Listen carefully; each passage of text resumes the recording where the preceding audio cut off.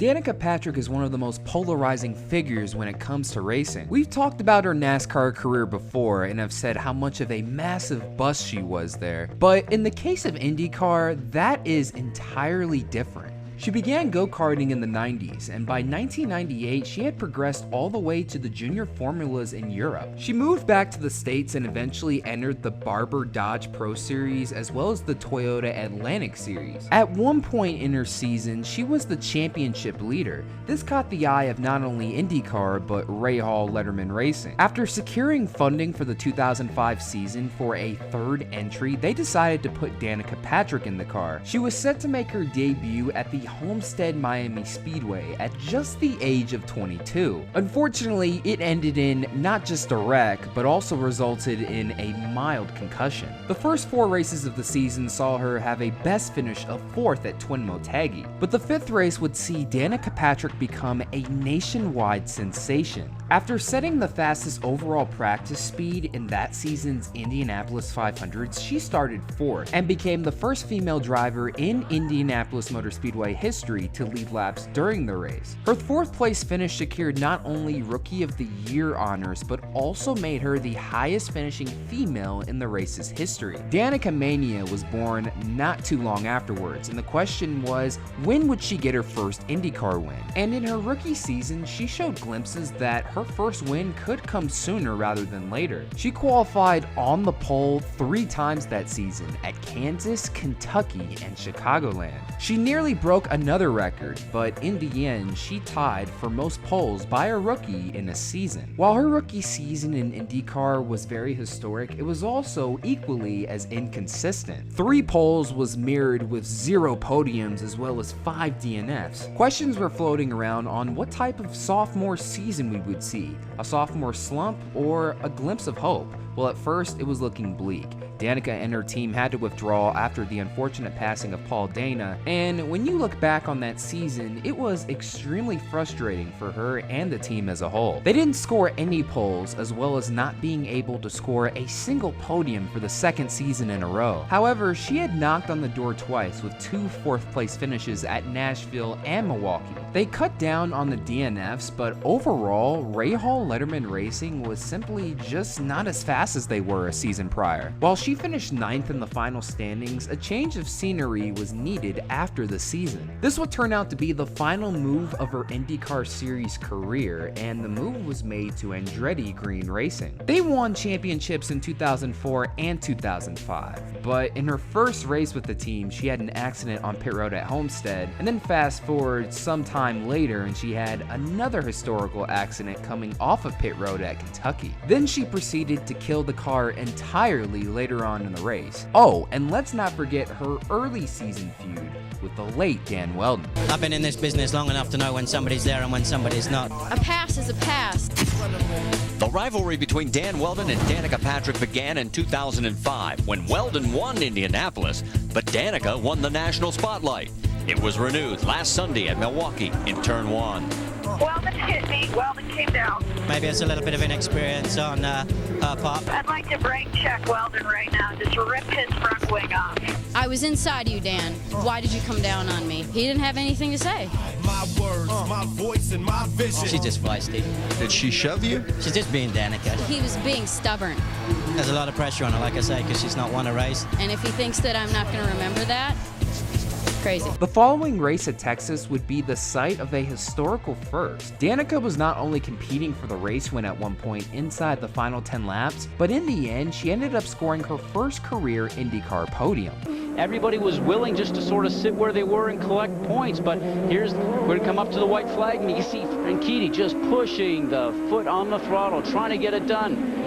Oh, and Dixon's going to look under, and oh, Rice goes into the barrier, and then Dixon spins, and Franchitti gets swept up in it. She notched 2 more podiums on her resume, with one at Nashville and the best of the season coming at the Detroit Grand Prix with a 2nd place finish. In total, 3 podiums and a 7th place points finish was her best IndyCar season up to that point. But for 2008, reunification was just around the corner, meaning that the competition afterwards would be at an all-time high. Twin Motegi Flaggy was set to be the final race in IndyCar history before reunification. Danica was running just inside the top 10 for most of the race, but come down to the final laps and it would be a fuel strategy race. During green flag pit stops in the final laps, she naturally cycled up to the lead and didn't even lead a single lap until we were inside the final 3 laps. And as you all know, the rest is history. Danica Patrick was finally an IndyCar Series winner. Does she have enough fuel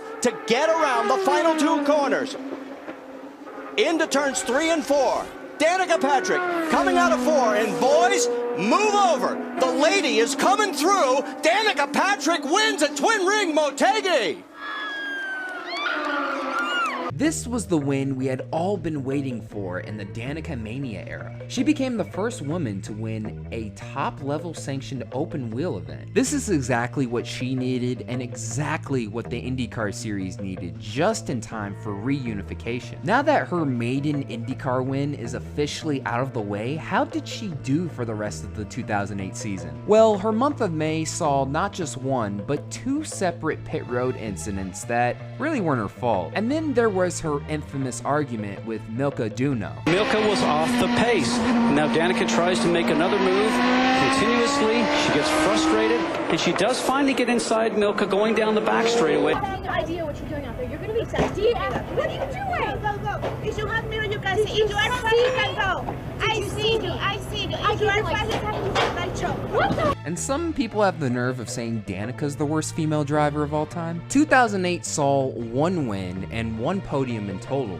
as well as 2 DNFs and a 6th place points finish. The 2009 season was similar in a lot of aspects. The team rebranded from Motorola to Boost Mobile, and GoDaddy stepped up their funding as well. Her best performance in the Indy 500 took place as well that season with a 3rd place run. This would turn out to be her only podium all season. Despite only 1 podium, this is actually her best season points-wise, as she would point inside the top 5 for the first time in her IndyCar career. But of course, some of the things that went viral from her that season include yet another pit road incident. But for 2010, there was about to be some wholesale changes, not with just her IndyCar team, but her career in general. It was announced she would be running part-time in the Nationwide Series that season, and GoDaddy would now become a full-time primary sponsor. She's still running in full-time IndyCar, but now her focus is not only there. This would actually turn out to be her best season in the GoDaddy colors. One of her best performances took place that season at Texas against Team Penske and Ryan Briscoe. This is simply one of the best Danica Patrick performances you will ever see. Here she comes. Here she goes. There she goes.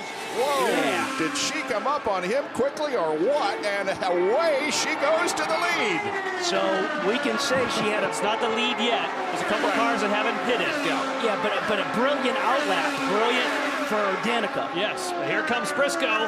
Muto and Weldon have not pitted yet, so actually this is 3rd, but look at the graph he's got. Looking outside. On your corner. She'll make him go the long way around. Go out there. Yeah. On your corner. But also, he could stay up there and just force her to stay on the bottom and use up her tires a little bit. I mean, little speculating on our behalf to say that at this point. Go inside. Go inside. So is she going to stay? No, she now is in the lead because those 2 have pitted. So this is the battle for the lead. Go inside. She has 6 overtakes. Clear.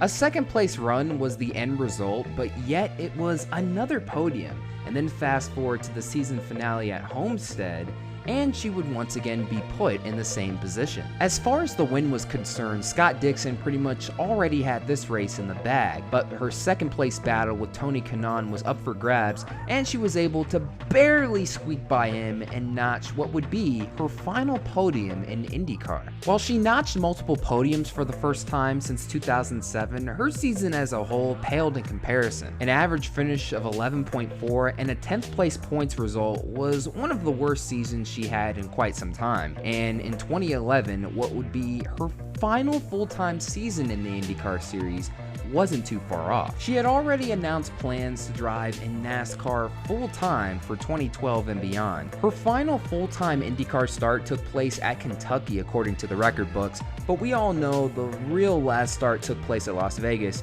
where Dan Wheldon unfortunately lost his life. She would end her swan song season with 0 podiums and another 10th place points finish. Her 7 full-time seasons in the IndyCar series consisted of 115 starts, 1 win, 7 podiums, 2 poles, and an average finish of 10.8. She came back for one final start in the Indianapolis 500 in 2018, where she unfortunately crashed out. The overall legacy of Danica Patrick is a bit of a complex one. You obviously have your pros and cons, but for her time in IndyCar, if you were to call her a complete bust, that is absolutely unfair. She finished in the top 10 in 64 of her 116 IndyCar starts. She scored multiple podiums and is statistically the greatest female driver in IndyCar series history. One of the biggest what-ifs in racing, in my opinion, is what if Danica Patrick had stayed in IndyCar? She probably would have gotten at least a win or two, especially had she stayed in top-tier equipment. Had she not opted for the fame and fortune of NASCAR racing, we would be viewing her career in a much more respectable light. Danica Patrick is probably the biggest bust in NASCAR history,